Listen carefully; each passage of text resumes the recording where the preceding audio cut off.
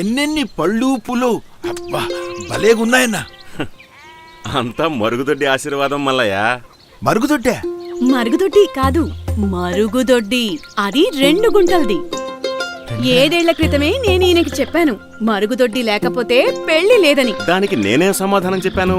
2 గుంటలది కాకపోతే మరుగుదొడ్డే కాదని. 2 గుంటలా? ఎందుకు? 1 గుంట 5 ఏళ్లలో నిండిపోతుంది, పాయిఖానాకి పోయి.